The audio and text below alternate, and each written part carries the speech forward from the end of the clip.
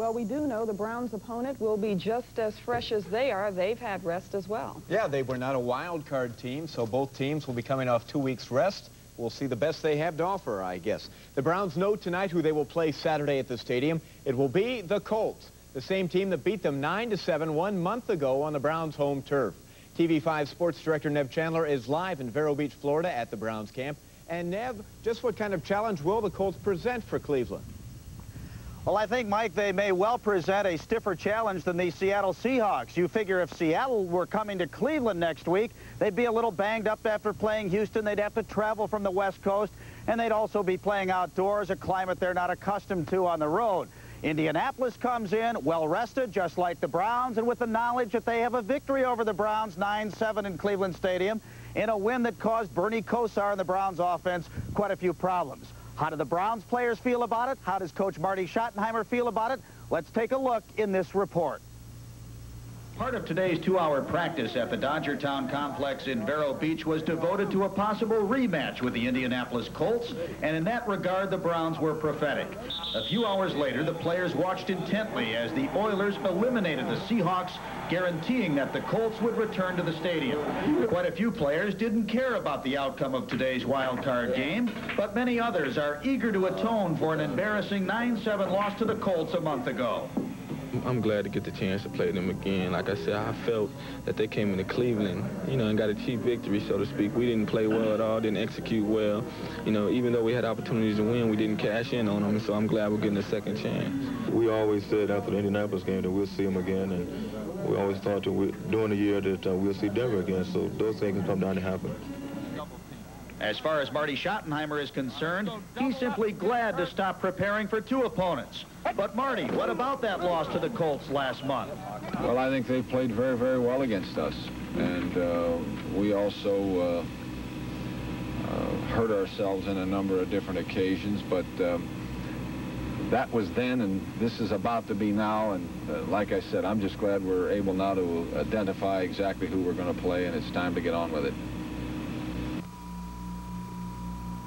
Will, they are awaiting an Air Express shipment tonight, a videotape pertaining to the Indianapolis Colts. When they get it, and it could be 2 or 3 in the morning, they'll go right to work. So that's the situation from Dodgertown and Vero Beach, where the Browns are training. Mike will have more reports for you live at 5, 6, and 11 tomorrow on Eyewitness News. Back to you. All right, thank you, Nev. The Browns and Colts matchup completes one half of the AFC playoff puzzle. Houston and Denver fills in the other half. The wild card Oilers travel to Mile High Stadium next Sunday for a late afternoon affair. They earned that right with a sudden death thriller over Seattle today.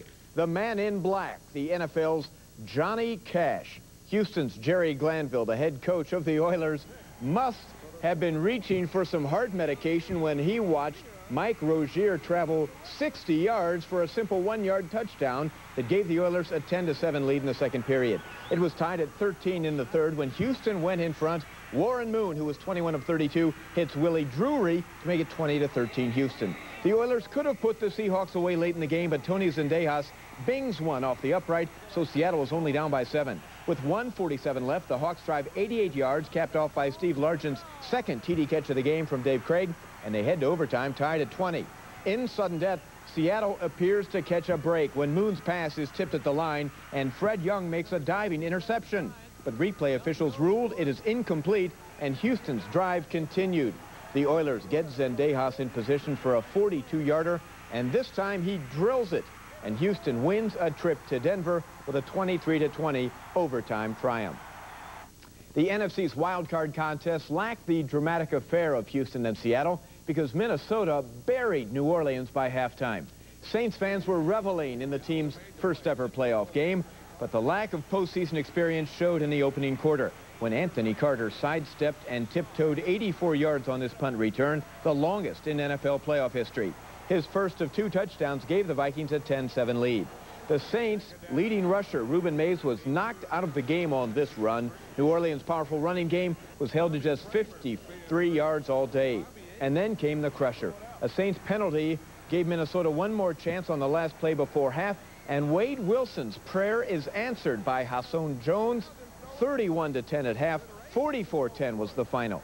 The Vikings travel to San Francisco Saturday. Washington will play at Chicago on Sunday. After last night's draining double overtime victory over Chicago, the Force just plain ran out of gas tonight against Minnesota. Cleveland blew a 3-0 lead in front of 8,000 fans at the Coliseum as Hector Marinero booted a hat trick for the Strikers to end the Force's 5-game win streak. P.J. Johns took the loss in goal despite Craig Allen's second straight 4-point night. And trouble this evening in Bullittstown. Washington has fired their coach Kevin Lockery. The team has lost 5 straight and is 8-19 on the season. Assistant Wes Unseld will replace Lockery. 2 finals tonight in the NBA. The Hawks crush the Clippers to win their 5th straight game, and the Lakers over Portland out on the coast. So tomorrow we will start hearing reports about Indianapolis and the Browns down in Vero Beach. The Browns return Tuesday, and we'll start to get ready, get used to the cold weather again, because that game will more than likely be in cold weather come Saturday. I think we'll be able to even the score this time. Let's hope so. Rematch, yes. All right, Mike, thank you. Okay, we have heard from the Browns. The world of pro football, basketball, soccer, but how about the thrill of victory in dominoes?